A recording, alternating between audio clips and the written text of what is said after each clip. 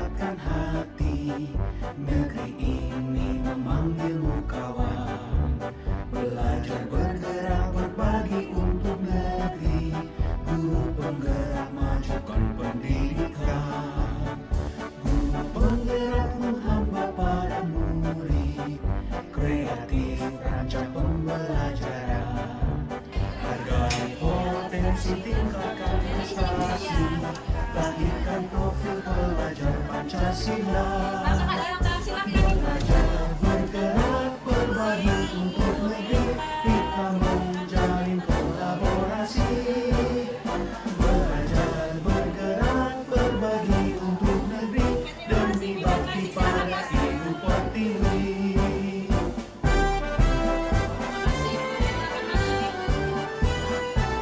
Assalamualaikum warahmatullahi wabarakatuh. Waalaikumsalam warahmatullahi wabarakatuh. Shalom, salam sejahtera untuk kita semua. Nabi salamat, Tribun Alatai, salam sujud karena Marempang, ada Katalino, Bacuramin, dan Kasaduga, Basengat, Kajubata. Arus. Yang terhormat, ibu-ibu guru, tamu undangan hari ini, untuk kegiatan hari ini. Puji syukur kita panjatkan kehadiran Tuhan Yang Maha Esa karena berkat limpahan rahmat dan karunia-Nya sehingga kita dapat berkumpul dan hadir di tempat ini dalam mengikuti acara kegiatan diseminasi budaya positif untuk pemenuhan tugas aksi nyata modul 1.4 calon guru penggerak angkatan 11. Baik, untuk mengawali kegiatan acara kita hari ini, kita mulai dengan berdoa dulu. Berdoa menurut keyakinan dan kepercayaan kita masing-masing. Berdoa dipersilahkan.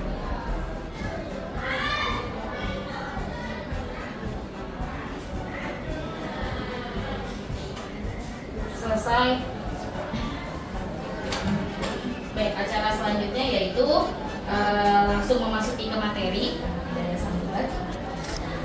Materi pertama akan disampaikan oleh Ibu Sundari.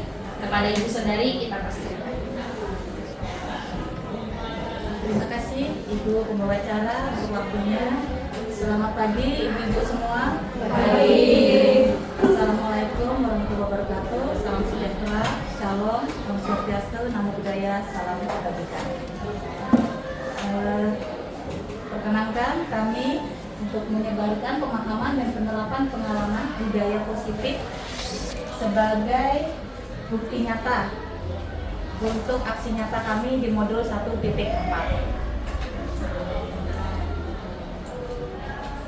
Nah, kenapa latar belakangnya, mengapa budaya positif ini penting untuk dipahami dan diterapkan di sekolah? Sebelumnya kita lihat video berikut ini.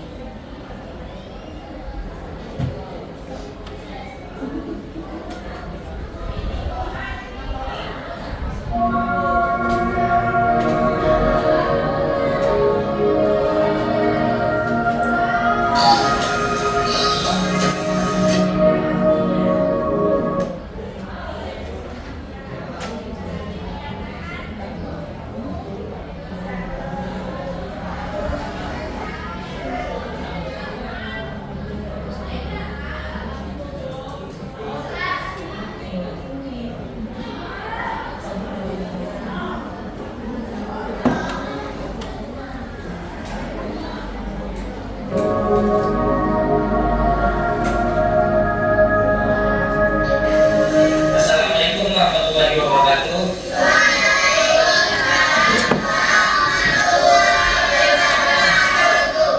Pagi anak-anak. Kalian tahu kenapa Bapak ambil jam pertama di kelas ini? Bapak ingin melatih kesenian kalian. Sudah tahu belum peraturan Bapak seperti apa?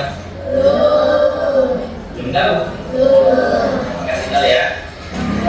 Bapak tidak akan memulai pelajaran kalau masih ada beberapa yang terlambat. Kenapa? Masih ada yang terlambat? Tidak kemana? Bapak tidak akan memulai pelajaran sebelum Ina, sini kamu.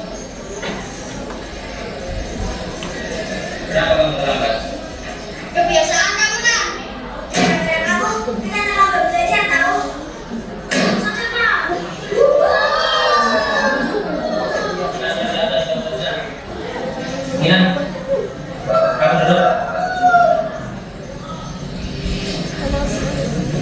Tapi ingat, jangan sampai terlambat lagi. Kalau sampai kamu terlambat lagi, Bapak benar-benar tidak akan memulai pelajaran. Paham?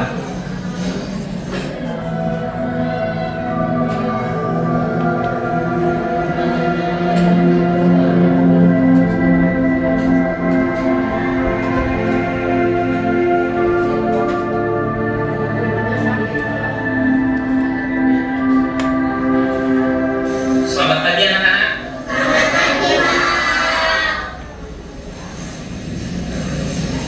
Ina, belum masuk?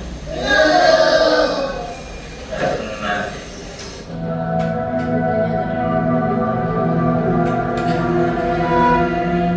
Kenapa Bapak terapkan disiplin? Itu agar kalian nanti di SMP, SMA seterusnya agar bisa tepat waktu. Paham kalian? Assalamualaikum. Diam.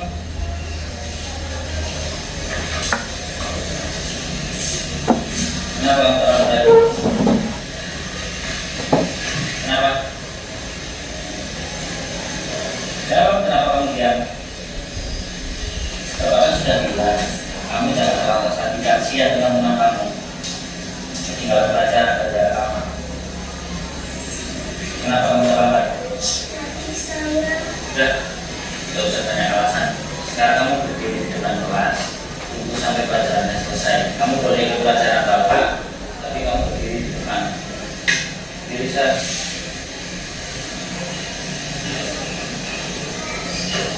Untuk kalian yang seperti ini jangan dicontoh ya.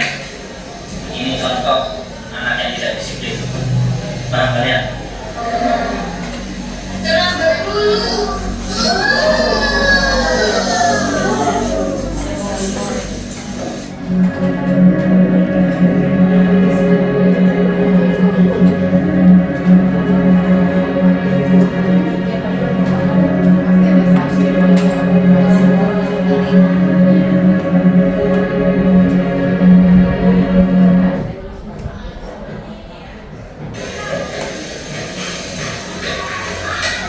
Sudah 1 jam lebih ini Kinan belum datang. Apakah ada yang tahu kemana? Mungkin hari ini kita tidak berangkat, Pak. Mari kita mulai pelajaran saja.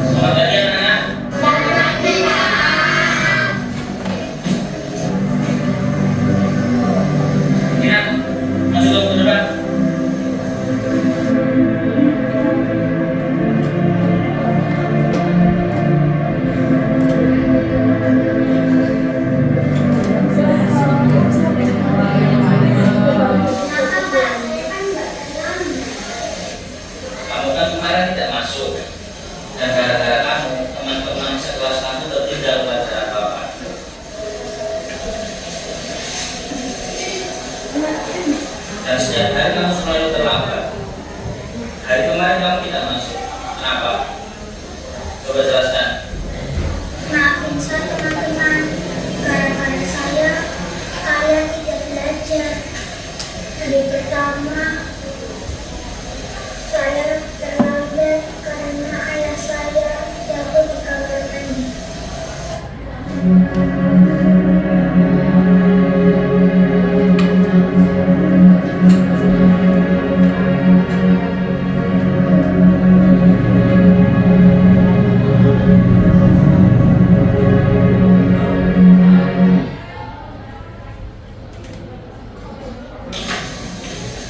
Bapak benar, Bapak. Pak. Mama, tolong, tolong.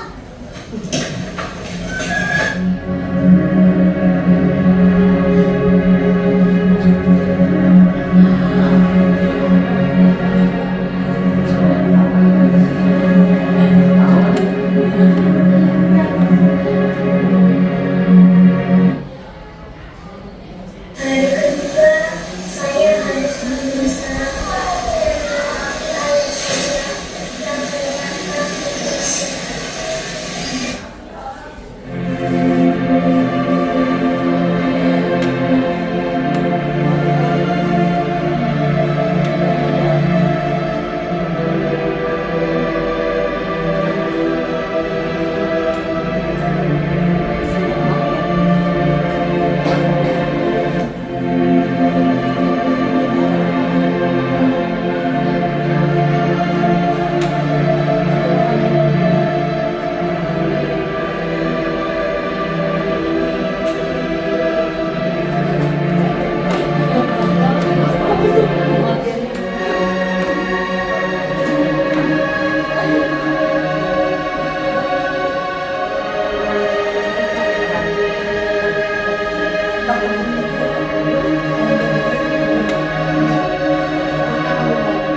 Dan hari ketiga, saya tidak masuk sekolah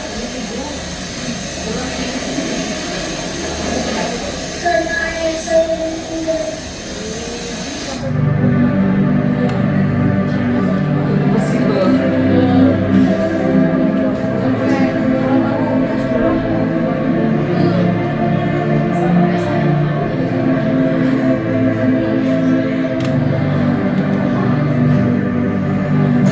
Apa kalian masih mau memari aku lagi? Silakan memari saja. Silakan.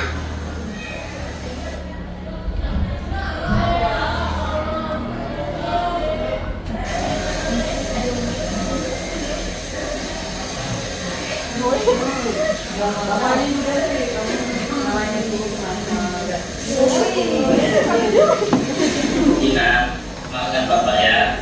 Bapak tidak tahu kalau ternyata apa yang menjadi alasan kamu selalu terlambat setiap hari. Ternyata Bapak kami sakit dan meninggal. Maka Bapak yang minta.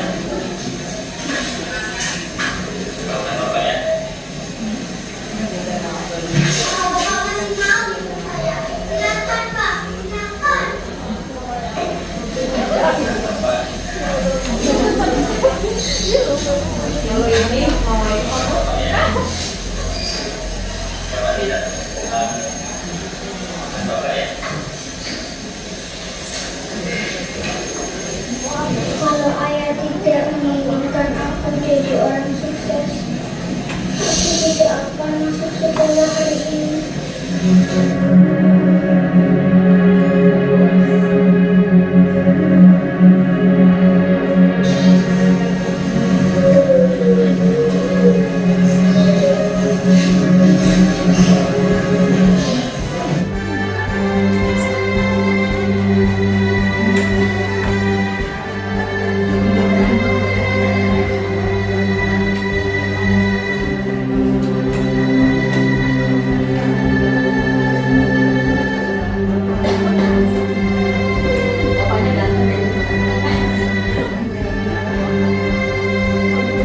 Sebaiknya berkesimpulanlah yang baik terlebih dahulu terhadap seseorang sebelum kesimpulan yang salah yang kalian dapatkan.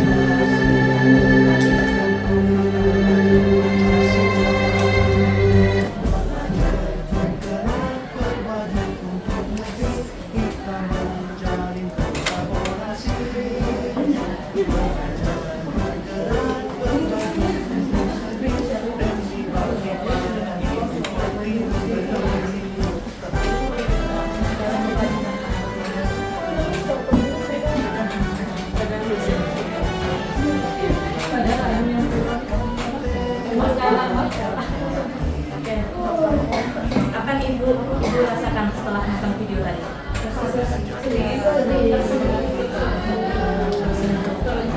Ternyata selama ini kadang kita salah menilai anak. Kita sering kadang anak telat, tanpa kita tanya seperti Bapak tadi, langsung kita ambil kesimpulan tanpa kita tahu latar belakang itu. tingkatkan prestasi. Kita punya, selama ini mungkin kita merasa sebagai penghukum tanpa kita sadari, karena kita tidak tahu seperti apa kesulitan apa yang dihadapi ketika menjalankan sekolah. Seperti Kinan tadi, dia mau menjelaskan alasannya tanpa dikasih kesempatan oleh si bapak, langsung disuruh berdiri. Di hari ketiga dia tidak masuk, langsung kita anggap dia bolos. Pada hari berikutnya barulah si bapak tahu ternyata alasan Kinan karena bapaknya sakit. Untuk mengetahui lebih lanjut, pada sesi ini kita akan membahas dua hal yang akan dibagikan. Yang pertama adalah konsep kunci dalam modul budaya positif dan pengalaman dan pembelajaran yang didapatkan setelah menerapkan konsep tersebut di kelas. Ini perubahan paradigma. Konsep kunci dalam modul budaya positif yang pertama perubahan paradigma belajar, kemudian nanti ada disiplin positif. Bagaimana? Mungkin ibu-ibu sudah menerapkan keyakinan kelas di dalam kelasnya. Nah ini nanti akan kaitannya dengan disiplin positif. Terus motivasi perilaku manusia.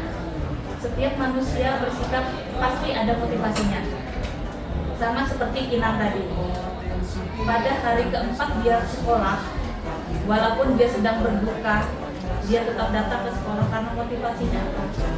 Dia ingin mewujudkan impian ayahnya agar dia menjadi anak yang sukses. Kemudian kebutuhan dasar. Kita semua punya kebutuhan dasar. Anak-anak perlu kasih sayang, perlu pengertian, rasa dihargai, rasa dipercaya, merasa aman. Kemudian ada posisi kontrol instruksi. Ini posisi kontrol kita sebagai guru di kelas. Kita bisa sebagai penghukum, kita bisa sebagai pembuat rasa bersalah, kita bisa sebagai teman, kita juga bisa sebagai manajer. Kemudian yang terakhir segitiga restitusi. Ini adalah segitiga untuk kita menyelesaikan permasalahan yang ada di kelas. Nanti akan kita bahas selanjutnya. Kemudian yang kedua nanti pengalaman dan pembelajaran yang didapat setelah menerapkan konsep tersebut di kelas. Ini menjadi praktik baik aksi nyata. Ini nanti akan disampaikan oleh Ibu Asia. Pertanyaan selanjutnya, apa yang harus kita lakukan ketika murid melakukan kesalahan? Kira-kira apa, Ibu? Hanya alasannya dalam Alasannya kenapa? Kemudian ada lagi? Dadah. Yang kedua, bagaimana menanggapi anak yang bersalah sehingga ia bisa belajar dari kesalahannya? Kira-kira seperti apa? Tetap memberi dukungan tapi yang bersifat mendidik. Ya. Ada lagi yang lain mungkin?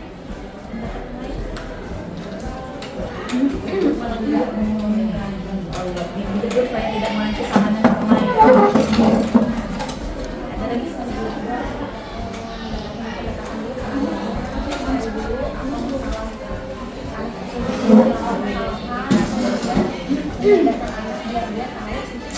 kemudian memberikan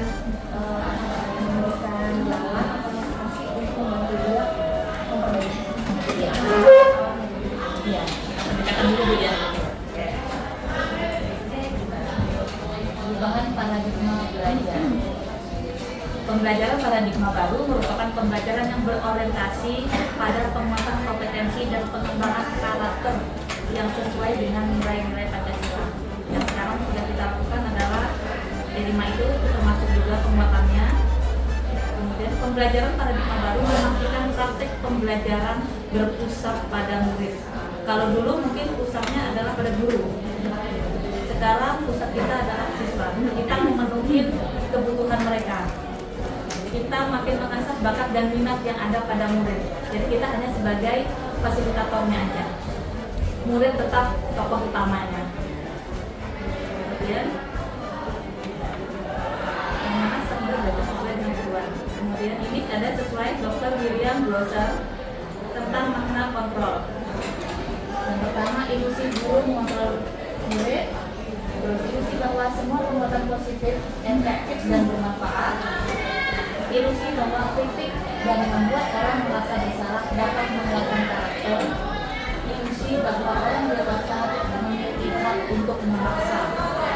Mungkin ini dulu ya, kalau sekarang kan sudah kita berubah, paradigma kita sudah berubah.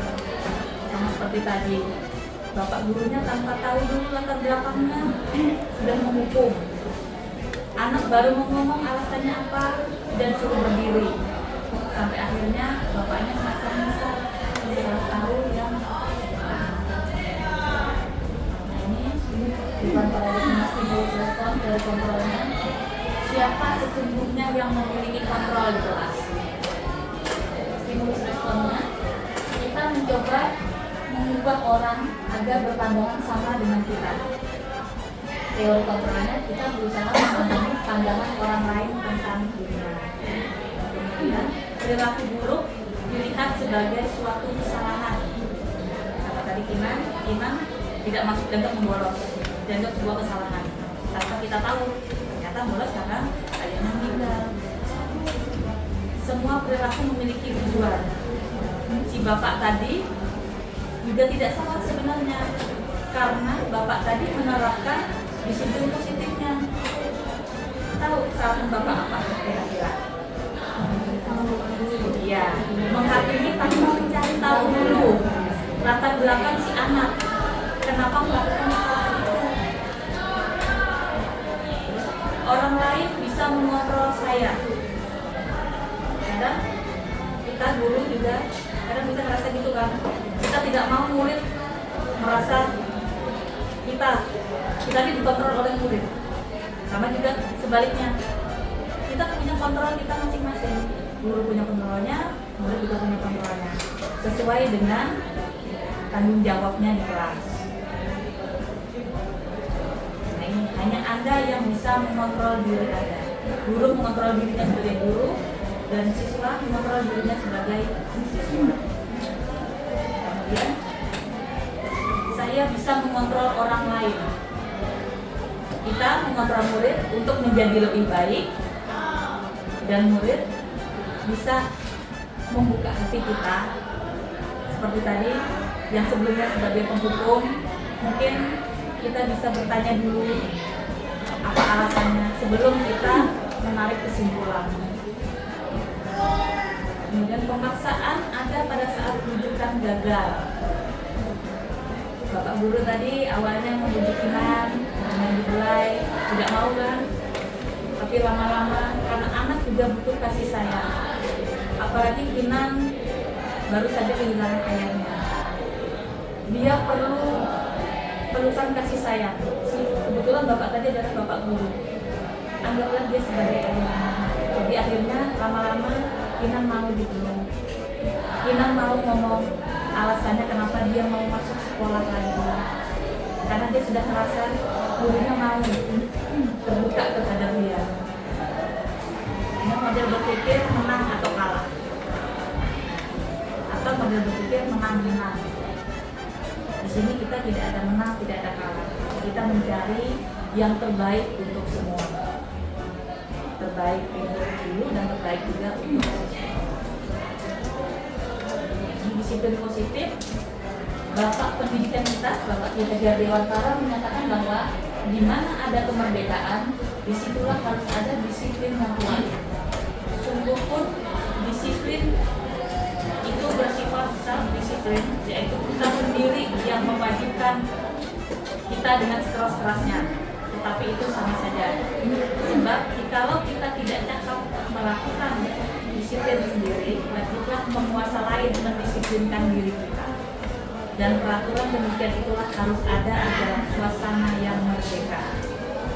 Sama, kita mendisiplinkan siswa, tapi tetap kita tidak boleh melanggar kemerdekaan. Kita mendisiplinkan Iman tadi untuk minimal harusnya dia memberi info, entah lewat teman atau mungkin bisa menghubungi gurunya, supaya dia tidak dianggap bolos atau sering terlambat karena mungkin dianggap yang negatif. Pemikiran mengajar ini sejalan dengan pandangan Dian Russell dalam bukunya Russell School Discipline 2001. Dian menyatakan bahwa arti kata disiplin berasal dari bahasa Latin disciplina yang artinya belajar.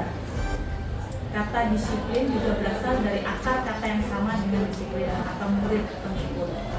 Untuk menjadi seorang murid atau pengikut, seseorang harus paham betul alasan mengapa mereka mengikuti suatu aliran atau ajaran tertentu. Sehingga motivasi yang terbangun adalah motivasi intrinsik. Jadi motivasi yang ada dalam dirinya, bukan dari luar. Ki Hajar Dewantara dan Dian Russell mengatakan disiplin sebagai bentuk kontrol diri, yaitu belajar untuk kontrol diri agar dapat mencapai suatu tujuan mulia, yaitu mengacu pada nilai-nilai atau prinsip-prinsip mulia yang dianut seseorang. Nah, tujuan mulia dalam disiplin positif di sini ada dalam profil pelajar Pancasila.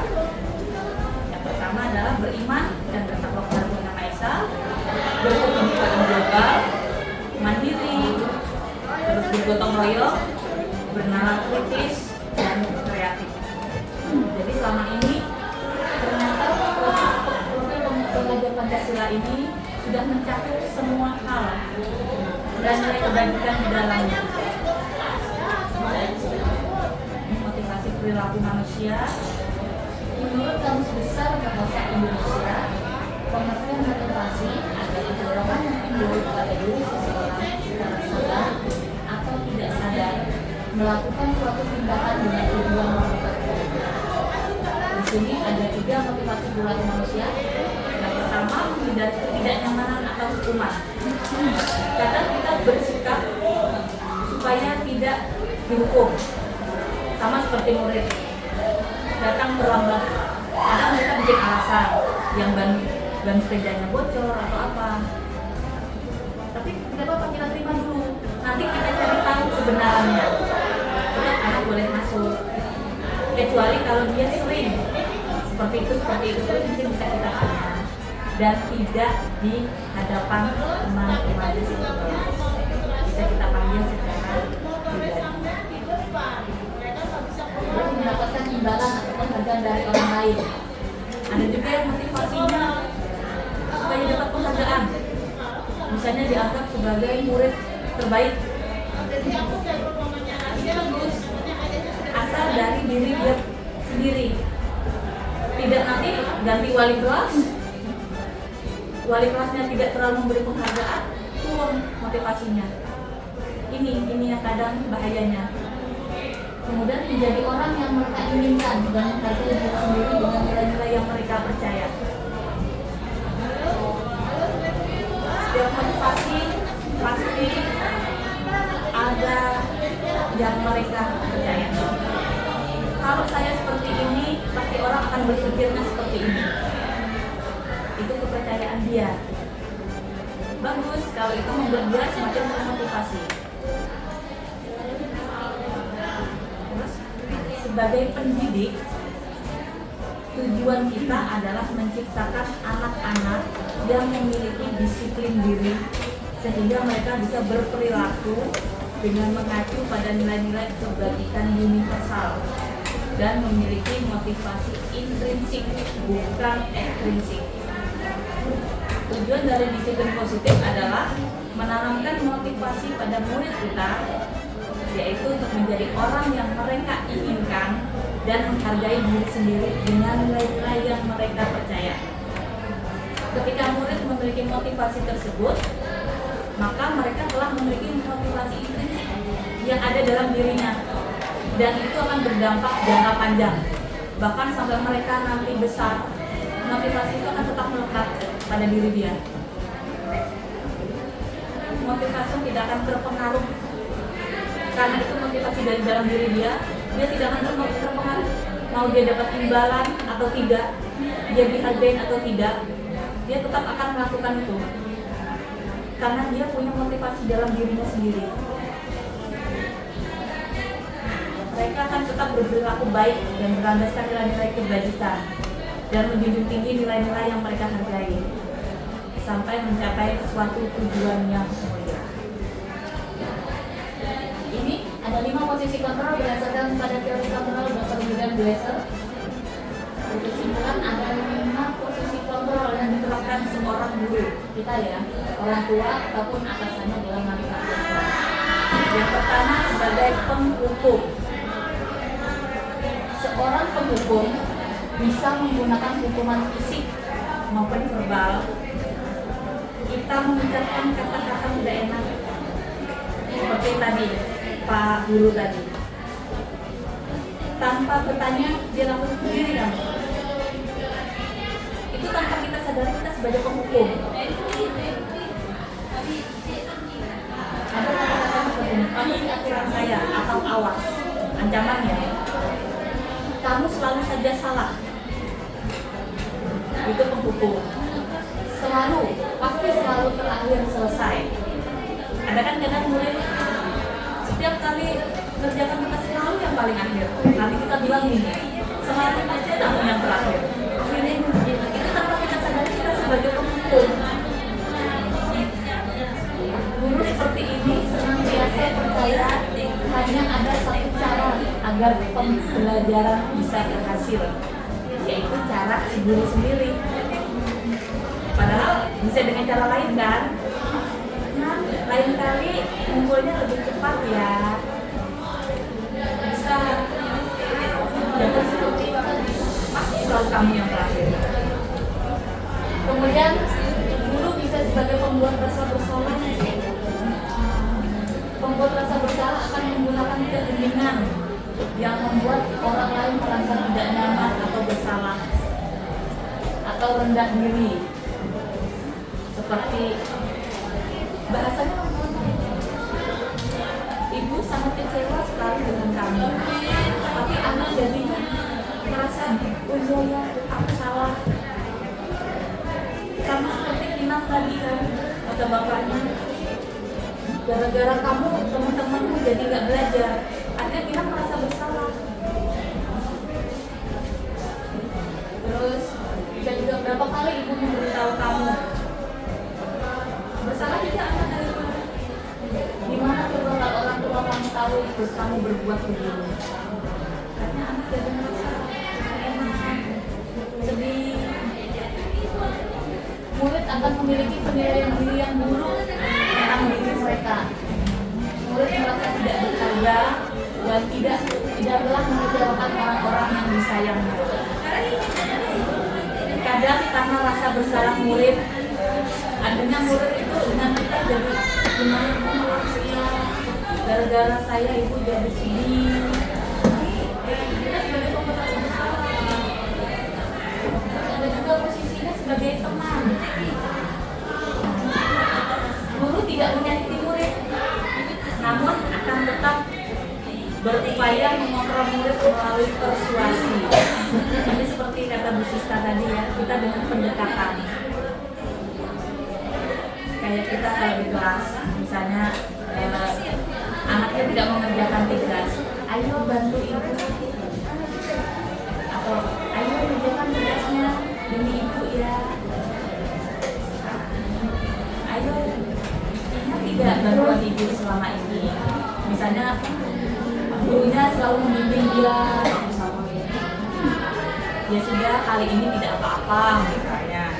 Nanti ibu bantu bereskan. Misalnya dia lambat mengerjakannya, dia ngerjakan, kita bantu bereskan peralatan dia. Ini guru posisinya sebagai teman. Posisi teman pada guru bisa negatif ataupun positif. Positifnya, anak jadi merasa nyaman, dia bisa mengerjakan tugasnya dengan senang hati. Tapi negatifnya apa?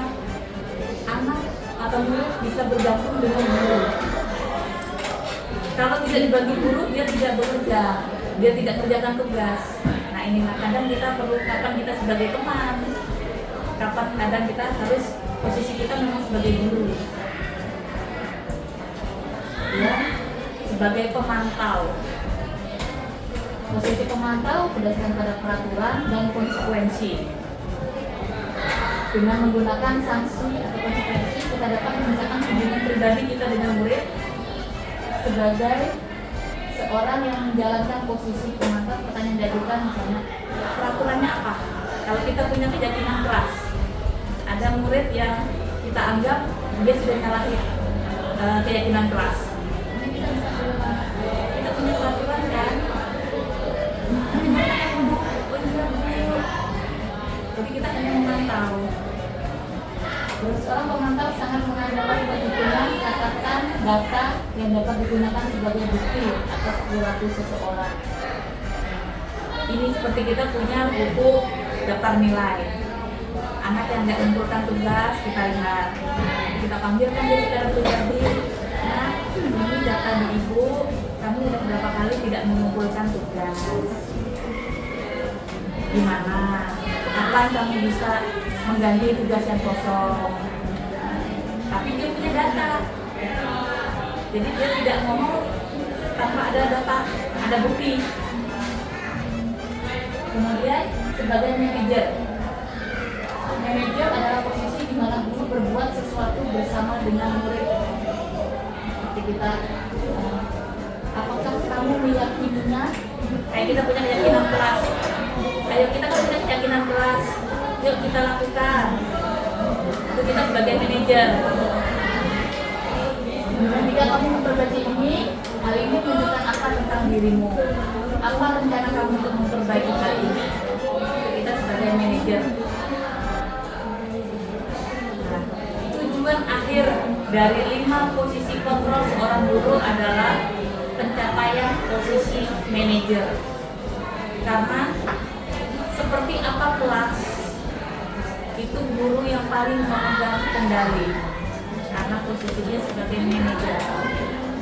Di mana posisi inilah murid dapat menjadi pribadi yang mandiri, merdeka, dan bertanggung jawab atas segala perilaku dan sikapnya, yang pada akhirnya dapat menciptakan lingkungan yang positif, nyaman, dan aman. Dalam penerapan program disiplin positif, hendaknya guru memiliki standar kepribadian, kemudian profesional dan sosial yang baik, di mana guru mampu berefleksi pada posisi kontrolnya saat ini, dan 5 posisi kontrolnya. Bagaimana perjalanan dirinya sebagai seorang among,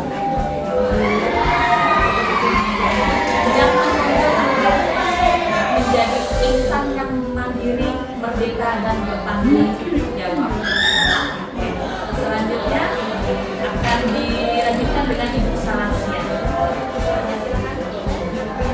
Oke, baik kawan-kawan, terima kasih. Demikian tadi pemaparan yang disampaikan oleh rekan saya Ibu Sundari mengenai 5 posisi kontrol dan perubahan paradigma baru dalam pembelajaran. Baik baiklah ibu-ibu yang berbahagia. Di sini materi yang disampaikan ini pada intinya menuntut kita sebagai seorang guru untuk memperbaiki, melakukan perubahan diri. Selama ini apabila ada kebiasaan-kebiasaan yang kita lakukan masih memakai budaya lama, maka mulai saat ini kita mencoba untuk merubah diri kita untuk menjadi seorang among, seorang guru yang bisa menuntun murid-murid kita untuk menjadi pribadi yang bisa mengembangkan potensinya secara merdeka. Jadi hal-hal yang tradisional, hal-hal yang lama mungkin sedikit demi sedikit bisa kita kita kurangi dan kita mengganti dengan hal-hal yang baru. Memang perubahan itu akan sangat sulit ibu-ibu sekalian untuk kita laksanakan. Tetapi yakin dan percayalah bahwa perubahan yang kita lakukan secara terus-menerus dan rutin itu suatu saat akan menciptakan atau membuahkan sebuah hasil yang seperti yang kita harapkan. Nah, jadi di sini saya akan menyampaikan segitiga restitusi, tapi sebelumnya kayaknya pada tegang semua nih. Ya, kita relax sedikit, ya. Saya ajak ibu-ibu yang cantik kayak anak-anak. Oke, ya. Oke. Tepuk 1, tepuk 2, tepuk 2 kali. Oke, thank you, terima kasih. Oke lah, kita lanjut ke segitiga restitusi. Apa sih itu segitiga restitusi? Ini berkaitan sekali dengan hal yang setiap hari kita hadapi dengan murid-murid kita di kelas ini. Dan ini secara pribadi saya belajar dari materi yang sudah saya dapatkan untuk melakukan perubahan pada diri saya dulu sendiri sebelum saya bisa menjadi contoh untuk rekan-rekan saya yang lain. Nah, di sini semoga nanti setelah saya menyampaikan materi ini bisa menjadi refleksi buat kita bersama-sama, apa sih yang selama ini ternyata sudah kita lakukan, apakah itu sudah sesuai dengan apa yang diharapkan oleh pemerintah untuk kita mewujudkan pendidikan di masa yang akan datang. Apakah itu segitiga restitusi bisa kita lihat bersama. Nah, tadi kita memiliki posisi kontrol sebagai seorang guru, tadi ada 5. Yang pertama tadi sebagai penghukum, tolong kita tidak menjadi sebagai penghukum lagi di zaman yang sekarang. Kemudian sebagai pembuat rasa bersalah, terus terang ibu-ibu, saya selalu melakukan hal ini di kelas. Saya tidak ingin jadi penghukum, tapi ternyata selama ini saya selalu menjadi pembuat rasa bersalah. Ya, saya selalu waduh, ya, suka terlambat nak. Kamu nggak kasihan sama orang tuamu yang sudah mati-matian bekerja supaya kamu bisa sekolah dengan baik dan benar. Saya selalu melakukan hal itu. Ternyata hal tersebut itu posisi kontrol yang juga masih belum sesuai. Karena itu juga bisa menyebabkan nanti emosi anak itu menjadi, saya kok jadi orang yang membuat bersalah terus ya. Kok saya menjadi orang yang salah terus. Apa yang dia lakukan itu ternyata berdampak yang tidak baik, dan akhirnya itu bisa tertanam dan menjadi sebuah kepribadian nanti buat anak itu. Dia jangan menjadi tidak percaya diri karena dia selalu merasa adalah orang yang salah. Jadi ketika dia nanti kita ingin kembangkan potensinya, saya nggak berani bu, nanti saya bikin salah. Nah itu hal yang sebenarnya tidak baik dilakukan. Kemudian posisi yang berikutnya tadi yang sudah disampaikan Ibu Sundari adalah posisi sebagai posisi teman. Ternyata boleh kita melakukan sebagai teman, tapi itu juga kadang membuat anak menjadi manja. Dia merasa diistimewakan. Nah itu ternyata juga kurang baik untuk dilakukan. Ya, kadang kita bisa ya menjadikan, oh nggak apa-apa nak, nanti gini ya, kamu ulangi aja materinya, bisa kok, bisa selalu ulang tugasnya. Ya kan dia menjadikan dia sebagai teman. Kita merasa kalau kita jadikan murid kita jadikan teman, dia akan melakukan hal yang kita mau. Nah, kemudian sebagai pemantau, ini sudah mulai posisi yang bagus sih ya. Kita mengontrol mereka untuk apa saja sih hal-hal yang sudah mereka lakukan dan kurang, kemudian kita arahkan untuk dia menjadi lebih baik. Tetapi di sini kita sebagai seorang guru dituntut untuk menjadi seorang manajer. Bahwa kita hanya mengarahkan anak-anaklah yang nanti menentukan apa sih langkah-langkah dia untuk menjadi seseorang yang dia akan mau, bukan kita mau. Ya, harus mengembangkan potensinya apa, yang dia punya apa. Begitu juga dalam segitiga restitusi ini.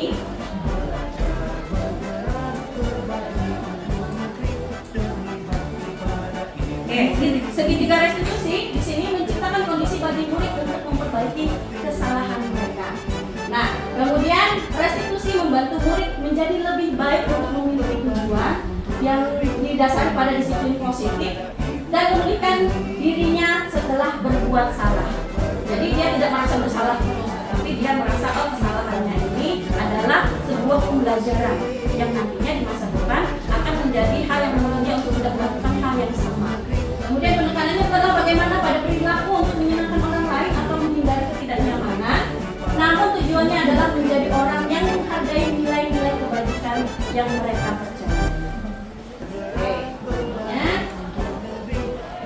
Nah, mengapa kita harus menggunakan segitiga restitusi? Ada landasan filosofi segitiga restitusi di sini.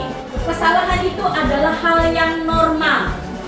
Jadi segitiga restitusi itu dalam posisinya nanti, ya, bukan berarti kita mendukung apa yang dilakukan, kesalahan yang dilakukan oleh murid itu tidak.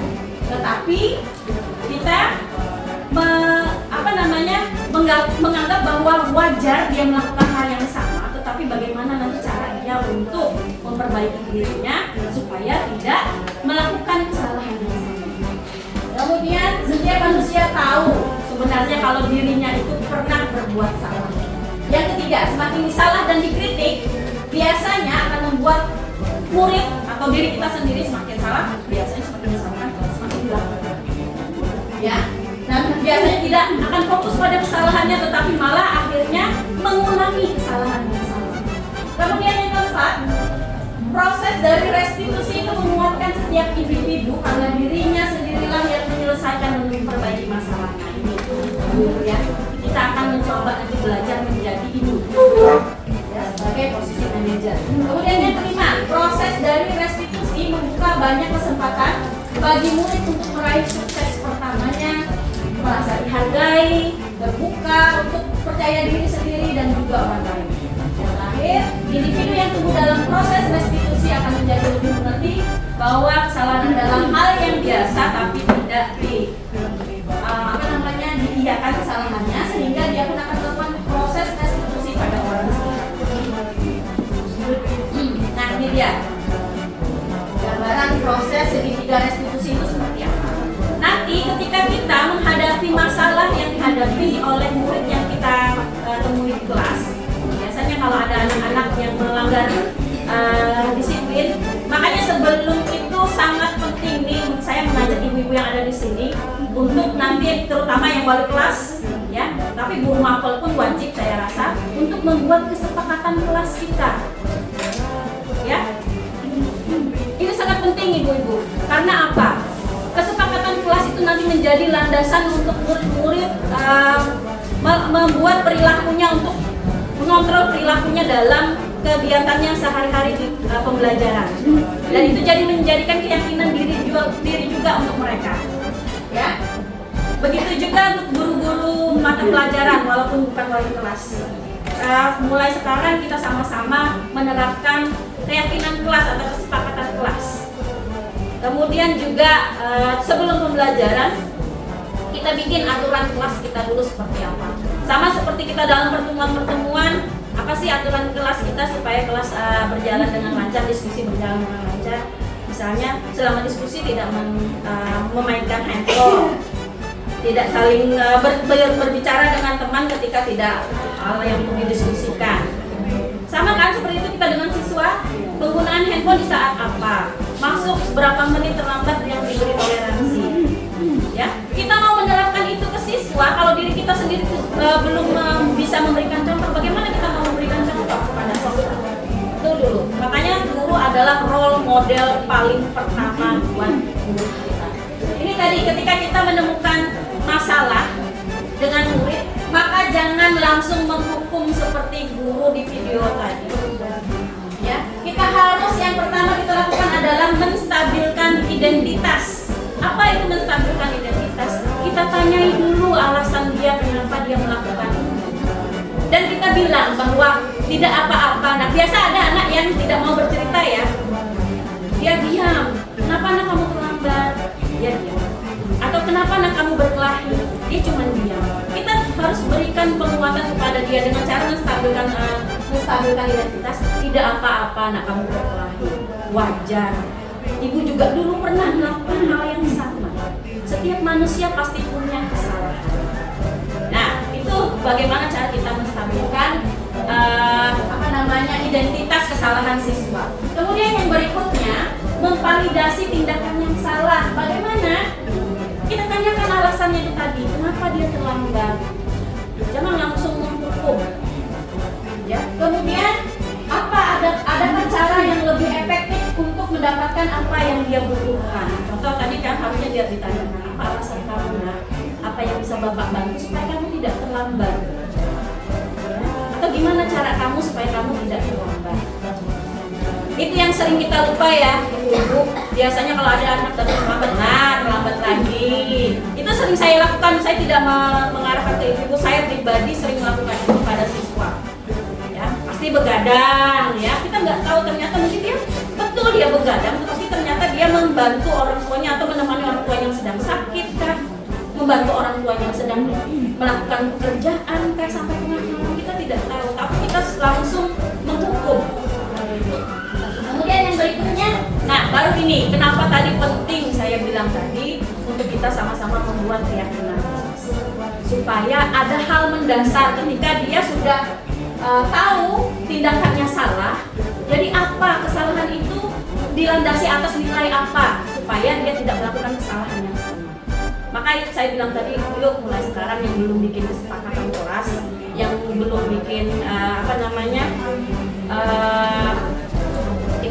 kesepakatan ya keyakinan kelas, sekarang kita mulai pelan-pelan bikinnya sama-sama dengan siswa, biar siswa yang mempunyai ide, yang mempunyai pendapat, karena nanti mereka yang akan melaksanakannya di pembelajaran. Oke, ini tadi. Nah, kira-kira kamu melakukan kesalahan ini, keyakinan kelas apa yang sudah kita buat yang kamu sudah kamu langgar? Kayak misalnya tadi disiplin. Oh ya Bu, saya tidak disiplin, terlambat datang. Nah, ketika dia sudah mengakui kesalahannya, kita jangan langsung memberikan dia hukuman, tetapi melemparkan kembali ke dia. Yuk, gimana caranya supaya kamu tidak terlambat lagi? Saya biasanya bangunnya terlambat, supaya nggak bangun terlambat gimana? Kita kembalikan ke dia supaya nanti dia punya tanggung jawab atas solusi yang dia berikan kepada kita. Nah, kita mulai belajar ya, ibu-ibu mulai ke sana. Jadi jangan kita yang memberikan solusinya. Ya udah, makanya besok pasang waker ya supaya nggak terlambat, atau misalnya besok jangan main HP lagi. Jangan dari kita yang keluar solusinya, tapi kita minta anak. Yuk gimana nak caranya yuk supaya kamu tidak terlambat lagi, supaya bisa masuk tempat kamu. Biar dia yang mengupakan pendapatnya dan dia punya tanggung jawab atas solusi yang dia cari sendiri. Tuh ya ibu-ibu ya, kita belajar yuk sama-sama. Oke, kemudian ini tadi menstabilkan identitas sudah ya. Kemudian validasi tindakan yang salah, menanyakan keyakinan kelas tadi untuk yang di akhir, untuk supaya mereka bisa mencari solusi atas kesalahan yang sudah mereka lakukan, sehingga itu menjadi nanti adalah nilai positif untuk dirinya yang diyakininya. Ya, saya juga dalam diri semenjak saya sekolah, saya selalu punya keyakinan begini. Saya punya ilmu, saya harus sebarkan ilmu saya, dan saya harus menjadi orang yang bermanfaat di sekitar saya, karena saya tidak tahu kapan orang lain juga bisa membantu saya. Saya selalu menerapkan itu. Walaupun sedikit yang saya bisa bantu kepada orang lain, saya akan bantu selama saya masih bisa, karena saya yakin suatu saat ketika saya membutuhkan bantuan, Tuhan akan membalas perbuatan yang pernah saya lakukan kepada orang lain. Itu keyakinan saya, karena saya belajar bahwa kita harus punya keyakinan diri supaya kita menjadi pribadi yang baik. Nah, kita berharapnya seperti itu kepada siswa, bukan kita yang menanamkan apa keyakinan pada dirinya untuk menjadi pribadi dan mengembangkan potensinya untuk lebih baik, tetapi dia punya keyakinan dirinya sendiri untuk bisa mengembangkan potensi yang ada pada dirinya. Itu yang kita harapkan ya ibu. Jadi bukan kita yang membuat, oh kamu tuh harus belajar dari jam sekian ke jam sekian, oh kamu tuh harus sholat 5 waktu supaya kamu jadi orang yang beriman dan bertakwa, supaya kamu disiplin, nggak boleh main. Tidak perlu seperti itu kita buat murid-murid kita, karena mereka adalah jiwa yang merdeka. Mereka harus punya keyakinan mereka sendiri, bukan dari kita. Tuh ya. Nah, sekarang ini ada studi kasus. Mungkin ini kasus yang sering kita temui Bapak, Ibu-ibu ya. Di sini ada Anto dan Dina sedang bermain bersama di lapangan basket ya. Ini dia biasanya nih. Dan tiba-tiba katanya terlibat sebuah pertengkaran adu mulut, ini sering nih, entah di kelas, di lapangan ya. Kemudian Dina pun katanya menjadi emosi dan mengadakan kontak fisik, menarik ke meja Anto dengan kasar. Ini nanti kita akan penerapan ceritanya segitiga restitusi dalam sebuah kasus. Ya. Kemudian secara kasar dan sampai 3 kancing baju anak itu terlepas. Nah pada saat itu guru piket, nah ini kita sering dapat jadwal piket ya. Makanya nggak salah kalau kepala sekolahnya di mana nih guru piket. Oke. Nah langsung melerai mereka dan membawa mereka ke ruang kepala sekolah. FPZ Ibu Suti. sebagai kepala sekolah berupaya untuk menenangkan keduanya, terutama Dino. Ini Dino yang main hajar kedua nih tadi ya. Kemudian Dino sepertinya kata ibu kepala sekolah tadi ya, kamu saat ini sedang marah sekali. Ya. Dan dengan itu Dino pun mengalir bercerita. Nah ini makanya tadi kalau kita ingin menenangkan situasi anak yang sedang dalam kondisi emosi, kadang kita perlu, kata ibu Sundari tadi, rangkulan. Ya. Jangan segan-segan merangkul anak. Ya. Jangan segan-segan menggenggam tangan anak yang sedang emosi. Ya, yang sedang tantrum. Ya. Karena apa? Kadang dengan sentuhan kita bisa membuat anak itu menjadi lebih diterima, lebih diperhatikan, merasa lebih disayang, dipercaya. Tapi ketika anak sedang tantrum, sedang emosi, kita juga ikut teriak, itu akan semakin meledak nanti emosi anak. Ya, kita harus menjadi seorang yang netral atau jadi kulkas buat dia biar adem. Nah kemudian Dino katanya bercerita melanjutkan bahwa kesalahan adalah ibu kepala sekolah langsung bilang melakukan kesalahan adalah hal yang wajar. Kemudian Dino memikirkan cara yang lain yang mungkin lebih efektif, katanya karena saat ini Dino sedang berada di ruang kepala sekolah. Biasanya anak-anak akan lebih takut ya kalau berada di ruang kepala sekolah ketika disuruh menyelesaikan masalahnya. Nah kemudian di situ Ibu Suti melanjutkan bertanya tentang keyakinan sekolah yang disepakati oleh Dino. Apakah dia bersedia untuk memperbaiki kesalahan yang dilakukannya tadi terhadap Anto? Karena si Anto tadi kancing bajunya sampai lepas 3 gara-gara mau dihajar sama si Dino tadi ya. Kemudian si Dino pun katanya mulai mengamuk. Otomatis kalau sudah sama guru, sama kepala sekolah biasanya mulai takut nih, ada rasa takutnya. Tapi jangan kita menimbulkan ada rasa takut seperti itu, kalau itu tidak baik juga sebenarnya ya. Kemudian katanya Anto menjawab, Bu kepala sekolah tanya, Anto kira-kira gimana supaya kamu bisa memaafkan si Dino? Si Anto menjawab, Bu kancing baju saya lepas 3, nanti kalau saya pulang saya diomelin sama mama saya. Ya. Terus kembali ibu kepala sekolah bertanya kepada Dino, ayo Dino, kira-kira gimana nih penyelesaiannya supaya permasalahan ini bisa selesai, kamu dengan si Anto berbaikan, Anto tidak punya dendam ke kamu, gimana kira-kira?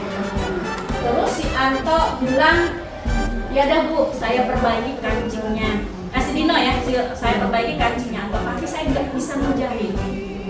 Nah, di sini perlu lagi kolaborasi dengan sesama guru.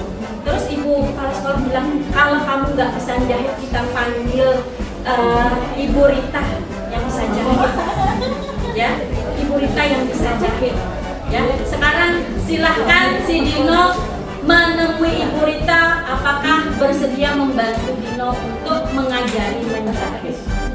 Ya, akhirnya penyelesaian permasalahan tadi diselesaikan oleh si Dino dengan cara dia memperbaiki kancing baju si Anto. Ya tentu saja dengan kita lebih dulu meminta anak untuk tidak mengulangi kesalahan yang sama. Ya, itu tadi ini studi kasusnya. Semoga nanti kalau ada kasus-kasus di kelas ya, ibu-ibu bisa menggunakan segitiga resolusi untuk menyelesaikan masalahnya sebelum kita bawa nantinya ke kepala sekolah. Kalau bisa kita selesaikan di lingkungan kelas kita dulu, kenapa tidak? Ya, oke. Nah, tadi sudah terjawab ya secara otomatis. Apakah yang dilakukan Ibu Suti tadi merupakan pendekatan segitiga restitusi? Ya, beliau menanyakan, menstabilkan identitas dulu ya tadi ya. Dia bilang enggak apa-apa melakukan kesalahan, nak biasa aja, wajar aja. Gitu ya. Kemudian yang berikutnya tadi dia yang ketiga tadi, yang kedua beliau memvalidasi kesalahan siswa tadi, ya, validasi kesalahan siswanya tadi, kenapa dia sampai marah, ya. Kemudian yang terakhir adalah menanyakan keyakinan siswa. Ya, ini Ibu Suti katanya mulai dengan menstabilkan identitas, memvalidasi tindakan, menanyakan keyakinan. Oke, next. Nah, kesimpulan. Kita udah sampai kesimpulan nih, ibu-ibu. Restitusi katanya dapat mengajak murid untuk mengidentifikasi kembali tindakannya sehingga murid dapat menganalisis dan mencari solusi yang tepat dari permasalahannya. Nah, jadi kita mulai disuruh belajar bahwa siswa lah yang mencari penyelesaian dari setiap masalah yang mereka buat, bukan dari kita. Ya, belajar ya, kita ya sama-sama ya. Bisa ya. Oke. Kemudian sisi yang ke-1 katanya segitiga restitusi percaya bahwa kesalahan merupakan bagian dari pembelajaran. Nah, ini ya ibu-ibu, kita nggak bisa langsung jalan, pasti jatuh bangun dulu. Begitu juga dalam kehidupan, kita tidak langsung benar, tidak langsung hebat, tetapi kita belajar dari proses-proses kesalahan yang kita lakukan. Biasanya kita kalau melakukan kesalahan akan lebih yakin bisa memperbaikinya ketimbang hal itu normal-normal saja. Ya. Kemudian yang sisi kedua katanya segitiga restitusi percaya ada makna di setiap tindakan. Nah, pasti kita punya tujuan dalam setiap melakukan tindakan. Dan yang ketiga, segitiga restitusi percaya bahwa nilai-nilai keyakinan membuat murid termotivasi untuk berperilaku tertentu. Terakhir, penerapan restitusi oleh guru adalah demi mencapai disiplin positif dan menciptakan suasana belajar yang nyaman bagi murid-murid. Nah, jadi segitiga restitusi, disiplin, 5 posisi kontrol ini kita perlukan untuk kebaikan kita bersama ibu-ibu di dalam kelas. Apabila kita sudah bisa menerapkannya, terutama untuk penerapan keyakinan dan kesepakatan kelas, insya Allah kelas yang kita inginkan, murid yang kita inginkan secara perlahan akan bisa kita wujudkan. Nah, sekarang saya meminta refleksi dari rekan-rekan atas materi yang sudah kami sampaikan. Kira-kira apakah yang ibu-ibu dapatkan dari materi yang sudah kita sampaikan? Bagaimana perasaan ibu-ibu sekalian ketika mendapatkan materi yang sudah kami sampaikan? Kira-kira apa sih perubahan diri yang ingin kita lakukan sama-sama ke depan? Terutama di kelas kita masing-masing. Ya, saya minta tolong rekan-rekan bisa menuliskan ya. Gak usah sampai 1 paragraf ya ibu-ibu. Kira-kira perubahan diri apa sih yang ingin kita lakukan di kelas kepada murid-murid kita mengenai tadi perubahan disiplin positif tadi. Ya, kalau nanti sudah selesai kami mohon untuk bisa menempelkan di depan. Pertanyaan perubahan apa sih? Nggak perlu kayaknya. Perubahan apa sih yang ingin kita lakukan di kelas kita setelah mendapatkan materi yang Bu Sundari dan saya sampaikan? Ya, mengenai budaya positif di sekolah atau di kelas kita, nggak usah jauh-jauh dulu di sekolah.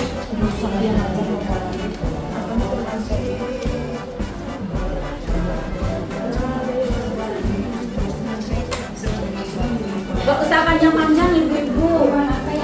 Perubahan diri kita yang ingin kita lakukan di kelas kita nanti setelah ibu-ibu mendapatkan materi yang kami sampaikan. Silakan ibu ditempel biar ada bergerak sedikit biar sambil meregangkan otot-ototnya yang udah satu jam tadi duduk aja. Oke, terima kasih. Nah, boleh saya bacakan ya Bu Sekar? Katanya setelah mengikuti sosialisasi mengenai disiplin positif, saya akan membuat keyakinan kelas. Mantap, Bu Sekar. Untuk disepakati 1 kelas. Mantap ya, mudah-mudahan bisa terlaksana dan kita lakukan sama-sama ya Bu Sekar. Ayo silakan yang lain yang sudah. Silakan tetap ditempel walaupun jawaban yang sama karena itu kan yang ingin kita lakukan bersama.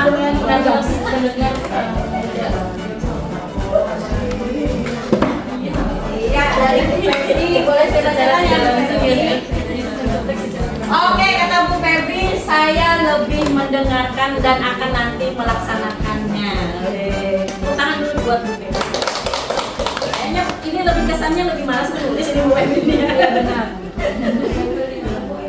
Jangan di sini Bu, jangan di jidat saya. Silakan. Iya.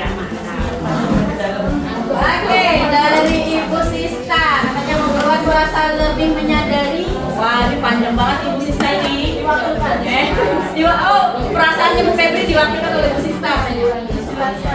Agar mencari metode lain dalam mendisiplinkan dan membimbing siswa, terutama saat siswa melakukan kesalahan, mengurangi cara-cara mendidik zaman POC. Oke, terima kasih Bu Sista.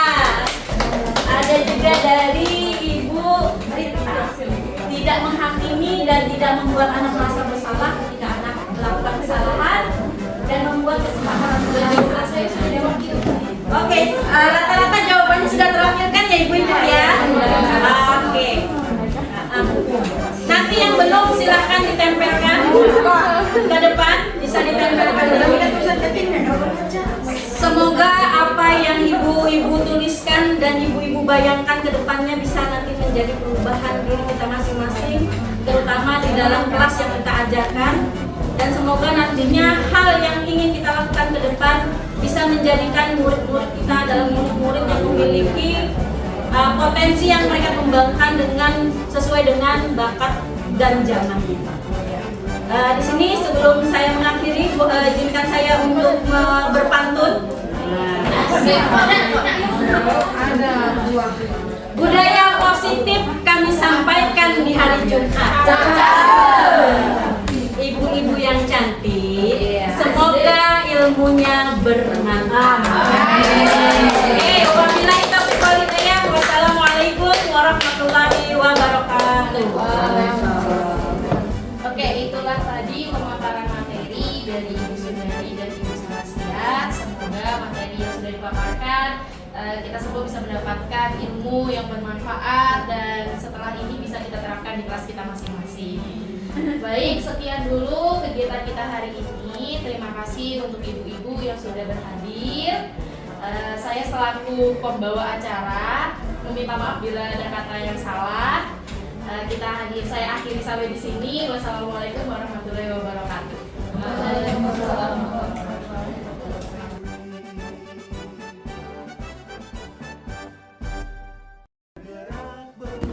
Assalamualaikum warahmatullahi wabarakatuh. Saya Haji Awalidah Hasbidi MPD, Kepala SMP Negeri 3 Palangkaraya.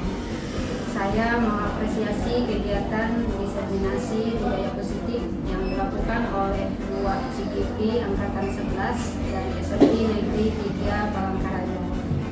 Kegiatan ini sangat bermanfaat dan menanam wawasan bagi warga sekolah dalam pemahaman dan penerapan budaya positif di sekolah. Harapan saya setelah mengikuti kegiatan ini, baik CGP dan peserta diseminasi dapat mengimplementasi dan mengimbaskan budaya positif ke seluruh warga sekolah. Akhir kata, salam sehat dan sukses selalu untuk kita semua. Wassalamualaikum warahmatullahi wabarakatuh. Halo, nama saya Sista Safitri Laksanawati. Saya salah satu guru di SMP Negeri 3 Palangkaraya. Saya akan memberikan refleksi terhadap penampilan dari Ibu Sundari dan juga Ibu Salasia yang sudah memaparkan materi tentang disiplin yang positif dan juga mengenai segitiga restitusi. Menurut saya, ibu berdua sudah memaparkan materinya dengan sangat jelas dan sangat menarik. Dan dari pemaparan tersebut juga memotivasi saya secara pribadi sebagai guru untuk memberikan siswa saya, bukan memberikan tetapi untuk menegakkan disiplin yang lebih positif kepada peserta didik. Jadi saya merasa termotivasi dan juga mendapatkan wawasan baru untuk mendekati siswa jika mereka melakukan kesalahan. Tidak lagi langsung memberikan hukuman kepada siswa, tetapi juga memberikan pendekatan dulu dan mencari tahu apa penyebab mereka melakukan kesalahan dan membimbing mereka juga agar mereka mengetahui kesalahannya dan mampu merubah diri mereka ke arah yang lebih baik di situ. Dan juga penjelasan dari Ibu Salasia tentang segitiga restitusi juga sangat-sangat jelas dan juga membuat saya mendapatkan insight-insight baru. Begitu yang bisa saya sampaikan refleksinya. Kurang lebihnya saya mohon maaf. Terima kasih.